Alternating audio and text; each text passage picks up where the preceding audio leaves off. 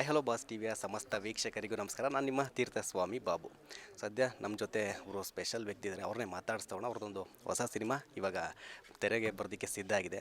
ನಂದರ್ then beautiful ನಮ್ಮ ನಿಮ್ಮೆಲ್ಲರ ಪ್ರೀತಿಯ ಮೋಕ್ಷಿತ ಪೈ ಅವರಿದ್ದಾರೆ, ಅವ್ರನ್ನೇ ಮಾತಾಡಿಸ್ತೋಣ. ಮೊದಲಾಗಿ ಮೋಕ್ಷಿತ್ ಅವರೇ, ಹೇಗಿದ್ದೀರಾ? ಮತ್ತು ಈ ಒಂದು ರೆಡ್ ಸ್ಯಾರಿಲಿ ಅದ್ಭುತವಾಗಿ ಕಾಣ್ತಾ ಇದ್ದೀರಾ.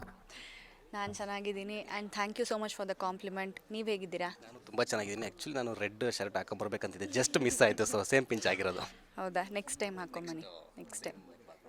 ಸೊ ಅದೇ ರಾಧಾ ರುಕ್ಮಿಣಿ ಕೃಷ್ಣ ಇದೊಂದು ಕೇಳ್ತಾ ಇದ್ರೆ ಒಂಥರ ಐತಿಹಾಸಿಕ ಪೌರಾಣಿಕ ಈ ಥರ ಒಂದು ಪಾತ್ರದಲ್ಲಿರೋ ಒಂದು ಸಿನಿಮಾದ ಮೂಲಕ ಮತ್ತೆ ತೆರೆಗೆ ಬರೋದಕ್ಕೆ ಬರ್ತಾ ಇದ್ದೀರಾ. ಸೊ ಏನು ಹೇಳ್ತೀರಾ, ಯಾವ ಥರ ಇರುತ್ತೆ ನಿಮ್ಮ ಪಾತ್ರ? ಇವಾಗ ಸಾಂಗ್ ಕೂಡ ನೋಡಿದ್ವಿ, ಚೆನ್ನಾಗಿತ್ತು. ಇದು ಐತಿಹಾಸಿಕ ಪಾತ್ರ ಅಲ್ಲ, ಈಗಿನ ಟ್ರೆಂಡ್ಗೆ ಬೇಕಾಗಿರುವಂತಹ, ಈಗಿನ ಟ್ರೆಂಡ್ ಬಯಸುವಂತಹ ಸ್ಟೋರಿ ಇದು. ಸೊ ಖಂಡಿತವಾಗ್ಲೂ ಎಲ್ರಿಗೂ ಇಷ್ಟ ಆಗುತ್ತೆ. ಟಿಪಿಕಲ್ ಈಗಿನ ಕಾಲದ ಲವ್ ಸ್ಟೋರಿ ಅಷ್ಟೇ. ಸೊ ಸಾಂಗಲ್ಲಿ ನೋಡಿದಾಗ ಅನ್ನಿಸ್ತು ಪಕ್ಕ ಒಂದು ಗ್ರಾಮೀಣ ಅಂದರೆ ಹಳ್ಳಿ, ನಮ್ಮ ಅಕ್ಕಪಕ್ಕ ಇರ್ತಕ್ಕಂಥ ಹುಡುಗಿ ಯಾವ ಥರ ಇರ್ತಾರೆ ಆ ಥರನೇ ಒಂದು ಪಾತ್ರದಲ್ಲಿ ಇತ್ತು. ಸೊ ಅದ್ರ ಬಗ್ಗೆ ಪ್ರಿಪ್ರೇಷನ್ ಆಗಿರ್ಬೋದು, ಆ ಪಾತ್ರದ ಬಗ್ಗೆ ಏನು ಹೇಳ್ತೀರಾ ಅಂತ? ಯಾವುದೇ ರೀತಿ ಪ್ರಿಪ್ರೇಷನ್ಸ್ ಇರಲಿಲ್ಲ. ನಾನು ಹೆಂಗಿದ್ದೀನೋ ಹಂಗೋಗಿ ಆ್ಯಕ್ಟ್ ಮಾಡಿದ್ದೀನಿ ಅಷ್ಟೇ. ಎಸ್, ನಾನು ಹೆಂಗಿದ್ದೀನಿ ನಾನು ಹಾಗೆ ಹೋಗಿ ಆ್ಯಕ್ಟ್ ಮಾಡಿದ್ದೀನಿ. ಡೈರೆಕ್ಟ್ರ್ ಅದೇ ಹೇಳಿದ್ದು, ಮ್ಯಾಮ್ ನಿಮ್ಗೆ ಹೆಂಗೆ ಅನ್ಸುತ್ತೋ ಹಂಗೆ ಆ್ಯಕ್ಟ್ ಮಾಡಿ ಮ್ಯಾಮ್, ಹಾಗೇನಾದ್ರು ಚೇಂಜಸ್ ಬೇಕಾದ್ರೆ ನಾನು ಕೇಳ್ತೀನಿ ಅಂದರು. ಅವರೇನು ಹೇಳಲಿಲ್ಲ. ಈಗ ಸಿನಿಮಾಗೆ ನಾವು ಬರಬೇಕಂದ್ರೆ ನಮ್ಮದು ಪಾತ್ರದಲ್ಲೇ ಆದಂಥ ನಮ್ಮದೇ ಆದಂಥ ಒಂದು ಪಾತ್ರ ಇರಬೇಕು, ಅಭಿನಯ ಇರಬೇಕು, ಎಲ್ಲ ತರಬೇತಿ ಇರಬೇಕು. ಸೊ ಇದರಲ್ಲಿ ನಿಮ್ಗೊಂಥರ ಏನು ಹೇಳ್ತಾರೆ, ರೆಫರೆನ್ಸ್ ಮಾಡೋ ಥರ ಇತ್ತು, ಅಂದರೆ ಹೀರೋ ಮದರ್ ನಿಮ್ಮನ್ನು ರೆಫರ್ ಮಾಡಿರೋ ಥರ ಇತ್ತು. ಸೊ ಏನು ಹೇಳ್ತೀರ ಅಂತ? ಆಂಟಿ ನನ್ನ ಪಾರು ಪಾತ್ರನ ನೋಡಿ ಆ ಮುಗ್ಧತೆಗೆ ಈ ಹುಡುಗಿ ಸೆಟ್ ಆಗ್ತಾಳೆ ಅಂತ ಹೇಳಿ ಅವ್ರು ರೆಫರ್ ಮಾಡಿರೋದು.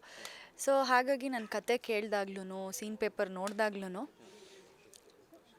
ಈ ಪಾತ್ರಕ್ಕೆ ಏನು ಬೇಕೋ ಅದನ್ನು ನಾನು ಕೊಟ್ಟಿದ್ದೀನಿ ಅಷ್ಟೇ. ಹಾಗೆ ಕರೆಕ್ಷನ್ಸ್ ಬೇಕನ್ನೋ ಹಾಗಿದ್ದಿದ್ರೆ ಡೈರೆಕ್ಟ್ರು ಹೇಳಿರ್ತಿದ್ರು. But he was satisfied and ನಾನು ಏನು ಮಾಡಿದ್ದೀನಿ ಅವ್ರಿಗೆ ಅದು ಇಷ್ಟ ಆಗಿದೆ.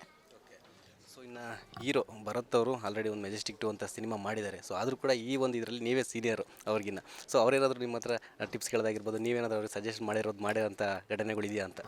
ಆ ಥರ ಎಲ್ಲ ನಾನೇನು ಅವ್ರಿಗೆ ಟಿಪ್ಸ್ ಕೊಟ್ಟಿಲ್ಲ. ಬಟ್ ನಾವು ಸೀನ್ಸ್ ಮಾಡೋವಾಗ ನಾವಿಬ್ಬರು ಡಿಸ್ಕಸ್ ಮಾಡಿದ್ದೀವಿ, ಇದನ್ನು ಹಿಂಗೆ ಮಾಡೋಣ ಚೆನ್ನಾಗಿ ಬರುತ್ತೆ ಅಂದರೆ ಆ ಸೀನ್ಸ್ನ ನಾವು ಅಲ್ಲಲ್ಲೇ ನಾವೇ ಒಂದು ಸ್ವಲ್ಪ ಚೇಂಜಸ್ ಮಾಡಿಕೊಂಡು ಡಿಸ್ಕಸ್ ಮಾಡಿರೋದ್ರಿಂದ ಅದು ಇನ್ನೂ ಚೆನ್ನಾಗಿ ಕಾಣಿಸಿದೆ. ಸೊ ಇನ್ನು ಬಿಗ್ ಬಾಸಿಂದ ಬಂದಮೇಲೆ ಸೊ ಸಾಕಷ್ಟು ಬ್ಯುಸಿ ಇದ್ದೀರಾ ಅಂತ ಗೊತ್ತಾಯಿತು, ಇವಾಗಲೂ ನೋಡ್ತಾ ಇದ್ದೀರಿ. ಸೊ ಯಾವ ಥರ ಇದೆ ಅಂತ ಬಿಗ್ ಬಾಸ್ ಆಫ್ಟರ್ ಬಿಫೋರ್ ಯಾವ ಥರ ಇದೆ ಅಂತ? ಬಿಫೋರು ನನಗೆ ಪಾರುವಾಗಿ ಪ್ರೀತಿ ಸಿಕ್ಕಿದೆ, ಆಫ್ಟರ್ ಬಿಗ್ ಬಾಸ್ ಮೋಕ್ಷಿಯಾಗಿಯೂ ಪ್ರೀತಿ ಸಿಕ್ಕಿದೆ. ನನ್ನ ಫ್ಯಾನ್ಸ್ ನನಗೆ ಯಾವತ್ತೂ ಡಿಸಪಾಯಿಂಟ್ ಮಾಡಿಲ್ಲ. ಅಂದರೆ ನನಗೆ ಎಷ್ಟು ಪ್ರೀತಿ ಕೊಡಬೇಕೋ, ನಾನು ಏನಾದರೂ ಮಾಡಿದಾಗ ಎಷ್ಟು ಸಪೋರ್ಟ್ ಮಾಡಬೇಕೋ ಅಷ್ಟು ಮಾಡಿದ್ದಾರೆ. ಸೊ ಒಟ್ಟಿನಲ್ಲಿ ಬಿಗ್ ಬಾಸಿಂದ ಬಂದಮೇಲೆ ಇನ್ನೂ ಸ್ವಲ್ಪ ಬ್ಯುಸಿ ಆಗೋದಕ್ಕೆ ಅವಕಾಶಗಳು ಸಿಗೋದಕ್ಕೆ ಜಾಸ್ತಿ ಅಂದರೆ ಅದೊಂದು ರೀಸನ್ ಆಯಿತು ಅಂತ? ನನ್ನ ಫ್ಯಾನ್ಸೇ ಮೇಯ್ನ್ ರೀಸನ್ ಅದಕ್ಕೆ. ಇವತ್ತು ಕೂಡ ನನ್ನ ಫ್ಯಾನ್ಸ್ ಇಲ್ಲಿಗೆ ಬಂದಿದ್ದಾರೆ, ಮೈಸೂರಿಂದ ಬಂದಿದ್ದಾರೆ, ಚಿಕ್ಕಬಳ್ಳಾಪುರದಿಂದ ಬಂದಿದ್ದಾರೆ. ಸೊ ಒಬ್ಬರು ಅವ್ರ ಕೆಲಸಕ್ಕೆ ರಜಾ ಹಾಕಿ ಬಂದಿದ್ದಾರೆ ಆ್ಯಂಡ್ ಎಷ್ಟು ಜನ ಬಂದಿದ್ದಾರೆ. ಸೊ ಅದೆಲ್ಲ ಆಗಿರೋದು ಈಗ ನಾನು ಏನೇನು ಮಾಡ್ಕೊಂಡು ಬಂದಿದ್ದೀನಿ ಅದು ಎಲ್ಲದ್ರಿಂದನೇ ಇವರೆಲ್ಲರನ್ನೂ ನಾನು ಅರ್ನ್ ಮಾಡಿರೋದು. ಸೊ ಐ ಫೀಲ್ ದಟ್ ಅದು ನಾನು ಏನು ಮಾಡಿದ್ದೀನಿ ಅದೆಲ್ಲ ವರ್ತ್ ಇದೆ ಅಂತ ಹೇಳಿ. ಸೊ ಫ್ಯಾನ್ಸ್ಗಳು ಇಷ್ಟೊಂದು ಅಭಿಮಾನಿಗಳು ಅಂದರೆ ಇಲ್ಲಿ ಮೈಸೂರಿಂದ ರಾಜ್ಯದ ಬೇರೆ ಬೇರೆ ಜಿಲ್ಲೆಗಳಿಂದ ಬರ್ತಾ ಇದ್ದಾರೆ. ಸೊ ನಿಮ್ಮ ಎಲ್ಲ ಫ್ಯಾನ್ಸ್ಗಳಿಗೆ ಯಾವಾಗ ಗುಡ್ ನ್ಯೂಸ್ ಕೊಡ್ತೀರಾ ಅಂತ? ಕೊಡ್ತಾ ಇದ್ದೀನಲ್ಲ, ಸಿನಿಮಾ ಬಗ್ಗೆ ಗುಡ್ ನ್ಯೂಸ್ ಕೊಟ್ಟಿದ್ದೀನಿ, ಇವಾಗ ಸೀರಿಯಲ್ ಬಗ್ಗೆ ಗುಡ್ ನ್ಯೂಸ್ ಕೊಟ್ಟಿದ್ದೀನಿ. ಇನ್ನೇನು ಇನ್ನೊಂದು ಇದೆಯಲ್ಲ ಪೆಂಡಿಂಗ್, ಮದುವೆ ಆಗೋಣ. ಫಸ್ಟು ಲೈಫಲ್ಲಿ ಕೆಲಸ ಮಾಡೋಣ. ಕೆಲಸದ ಕಡೆ ಕಾನ್ಸಂಟ್ರೇಷನ್ ಜಾಸ್ತಿ ಇದೆ. ಸೊ ಇನ್ನು ಸಿನಿಮಾದ ವಿಚಾರವಾಗಿ ಅಂದರೆ ಈ ಸಿನಿಮಾ ಒಂದು ದೊಡ್ಡ ಬಜೆಟಲ್ಲಿ ಮಾಡ್ತಾರೆ ಅಂತ ಒಂದು ಮಾಹಿತಿ ಕೂಡ ಪ್ರೆಸ್ ಮೀಟಲ್ಲಿ ಹೇಳಿದ್ರು. ಸೊ ಯಾವ ಥರ ಇದೆ ಶೂಟಿಂಗು, ಮತ್ತು ಬೇರೆ ಎಲ್ಲೆಲ್ಲಿ ಶೂಟ್ ಮಾಡಿದ್ರೆ? ತಮಿಳ್ನಾಡು ಒಂದು ಪ್ಲೇಸಲ್ಲೂ ಕೂಡ ಒಂದು ಫೇಮಸ್ ಪ್ಲೇಸಲ್ಲೂ ಕೂಡ ಶೂಟ್ ಮಾಡಿದ್ರೆ. ಸೊ ಯಾವ ಥರ ಇತ್ತು ಎಕ್ಸ್ಪೀರಿಯನ್ಸ್ ಅಂತ? ನನ್ನ ಶೂಟ್ ಇದ್ದಿದ್ದು ಕುಂಭಕೋಣಮಲ್ಲಿ, ಅದು ಬಿಟ್ಟು ಇವ್ರು ಬೆಂಗಳೂರಲ್ಲಿ ಸುಮಾರು ಕಡೆ ಶೂಟ್ ಮಾಡಿದ್ದಾರೆ. ಇವಾಗ ಇನ್ನೊಂದು ಸಾಂಗ್ ಪೆಂಡಿಂಗ್ ಇದೆ ನಮ್ಮದೇ, ಅದನ್ನು ನಾವು ಬೇರೆ ಕಡೆ ಶೂಟ್ ಮಾಡೋಣ ಅಂತಿದ್ದೀವಿ. ಯಾಕೆಂದರೆ ಅದಕ್ಕೆ ವೆದರ್ ತುಂಬ ಅಂದರೆ ಮಾನ್ಸೂನ್ ವೆದರ್ ಬೇಕು ನಮಗೆ. ಸೊ ಹಾಗಾಗಿ ಅದನ್ನು ಹೊರಗಡೆ ಶೂಟ್ ಮಾಡಬೇಕಂತ ಇದ್ದೀವಿ. ಅದು ಬಿಟ್ಟರೆ ಇದಕ್ಕೆ ಏನೇನು ಬೇಕೋ ಅದಷ್ಟನ್ನು ಪ್ರೊಡ್ಯೂಸರ್ ಒದಗಿಸಿದ್ದಾರೆ. ಅಂದರೆ ಇವಾಗ ಅಂಥ ದೊಡ್ಡ ದೊಡ್ಡ ಸಿಂಗರ್ಸ್ನೇ ಕರ್ಕೊಂಬಂದು ಹಾಡಿಸಿದ್ದಾರೆ ಆ್ಯಂಡ್ ಅಂಥ ಒಳ್ಳೆ ಮ್ಯೂಸಿಕ್ ಡೈರೆಕ್ಟರ್, ಅಂಥ ಒಳ್ಳೆ ರೈಟರ್, ಇವರೆಲ್ಲರ ಕೈಯಲ್ಲೇ ಅಂದರೆ ನೀವು ನೋಡ್ಬೋದು, ನೀವು ಒಂದು ಟೀಮ್ನ ನೋಡಿದಾಗ ಎಲ್ಲರೂ ದೊಡ್ಡವರೇ ಇದ್ದಾರೆ. ಸೊ ಹಾಗಾಗಿ ಅವ್ರಿಗೆ ಏನಿಲ್ಲ, ನಾನು ಈ ಸಿನಿಮಾ ಸಕ್ಕದಾಗಿ ಬರಬೇಕು ಅನ್ನೋದಷ್ಟೇ ಅವ್ರಿಗೆ ತಲೆಯಲ್ಲಿರೋದು. ಸೊ ಅವರಿಗೆ ನಾವು ಸಪೋರ್ಟ್ ಮಾಡ್ತಾ ಇದ್ದೀವಿ. ಬಿಕಾಸ್ ಎಷ್ಟೊಂದು ಅಂದರೆ ಹಂಗೆ ಯೋಚನೆ ಮಾಡ್ತಾ ಇದ್ದಾರೆ ಅಂತಂದಮೇಲೆ ಅದಕ್ಕೆ ನಮ್ಮದು ಒಂದು ಸಪೋರ್ಟ್ ಇರಬೇಕು ಅಂತ ಹೇಳಿ, ಇದು ಅವ್ರ ಸಿನಿಮಾ ಅಂತ ಅನ್ಕೊತಿಲ್ಲ, ನಮ್ಮ ಸಿನಿಮಾ ಅಂದ್ಕೊಂಡು ನಾವು.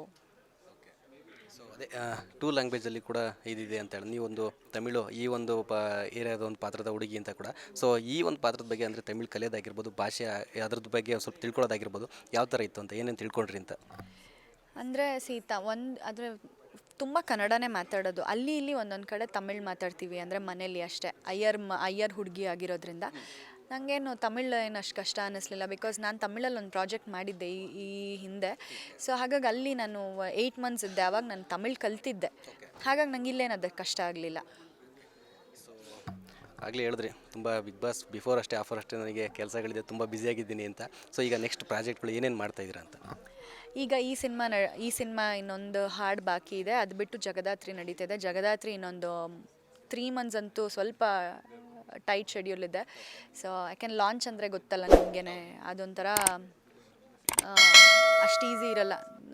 ಅದಕ್ಕೆ ತುಂಬ ಅಂದರೆ ಒಂದು ದಿವ್ಸಕ್ಕೆ ನಾವು 1 ಸೀನ್ 2 ಸೀನ್ ಇಷ್ಟೇ ಮಾಡೋಕ್ಕಾಗ್ತಾ ಇರೋದು. ಸೊ ಹಾಗಾಗಿ ಲಾಂಚ್ ಇರೋದ್ರಿಂದ ಸ್ವಲ್ಪ ನಾನು ಈ 3 ಮಂತ್ಸ್ ಅದರಲ್ಲಿ ಬ್ಯುಸಿ ಇರ್ತೀನಿ. ಸೊ ಇನ್ನೊಂದು ನಮ್ಮ ಬಾಸ್ ಟಿವಿದೊಂದು ಸ್ಪೆಷಲ್ ಪ್ರಶ್ನೆ ಇದೆ. ಸೊ ನಿಮ್ಮಂಥ ಬ್ಯೂಟಿಫುಲ್ ನಟಿಯರನ್ನ ಇದ್ದಾಗ ಕೇಳ್ತೀವಿ. ಸೊ ಏನೇನು ಮಾಡ್ತೀರಾ ಅಂದರೆ, ಇವಾಗ ನಟಿಯಾಗಿ ಬರಬೇಕಂದ್ರೆ ನಿಮ್ಮದೇ ಆದಂಥ ಒಂದು ಪ್ರಾಕ್ಟೀಸ್, ಅಂದರೆ ಅಭಿನಯಕ್ಕೆ ಪ್ರಾಕ್ಟೀಸ್ ಇದ್ದೇ ಇರುತ್ತೆ. ಸೊ ಅದನ್ನು ಮಾಡ್ತಾರೆ. ಅದು ಹೊರತುಪಡಿಸಿ ಒಂದು ನಟಿಯಾಗಿ ಬರಬೇಕಂದ್ರೆ ಅವರೊಂದು ಫಿಸಿಕ್ ಆಗಿರ್ಬೋದು, ಫಿಟ್ನೆಸ್ ಆಗಿರ್ಬೋದು, ಡಯಟ್ ವರ್ಕೌಟ್ ಇದೆಲ್ಲ ಇರುತ್ತೆ. ಸೊ ನಿಮ್ಮ ಡೈಲಿ ರೂಟೀನ್ ಏನೇನಿರುತ್ತೆ, ಏನೇನು ಮಾಡ್ತೀರಾ ಅಂತ, ನಿಮ್ಮ ಒಂದು ಇದೊಂದು ಸೌಂದರ್ಯವನ್ನು ಕಾಪಾಡ್ಕೊಳ್ಳೋಕೆ ಏನೇನು ಮಾಡ್ತೀರಾ ಅಂತ? ಏನಿಲ್ಲ, ಚೆನ್ನಾಗಿ ನಿದ್ದೆ ಮಾಡ್ತೀನಿ, ಹೆಲ್ದಿ ತಿಂತೀನಿ, ಚೆನ್ನಾಗಿ ನೀರು ಕುಡಿತೀನಿ. ಅದು ಬಿಟ್ಟು ಯಾವಾಗಲೂ ಖುಷಿಯಾಗಿರ್ತೀನಿ ಅಷ್ಟೇ. ಅಲ್ಲ, ಒಂದು ನಿಮ್ಮ ಫ್ಯಾನ್ಸ್ಗಳಿಗೆ ಇಷ್ಟೊಂದು ಫ್ಯಾನ್ಸ್ ಇದ್ದಾರೆ. ಸೊ ನಮ್ಮ ಮೋಕ್ಷಿತಾ ಅವ್ರ ಹತ್ರನೇ ಅವ್ರ ಥರ ಕಾಣಬೇಕು ಅಂದರೆ ಒಂದು ಟಿಪ್ಸ್ ಏನಾದರೂ ಒಂದು ಈ ಥರ ಮಾಡಿದ್ರೆ ನೀವು ಹೆಲ್ತಿ ಆಗಿರ್ತೀರ, ಆರೋಗ್ಯವಾಗಿರ್ತೀರಾ ಅಂತ ಹೇಳಿದ್ರೆ ಏನೊಂದು ಟಿಪ್ಸ್ ಹೇಳ್ತೀರಾ ಅಂತ?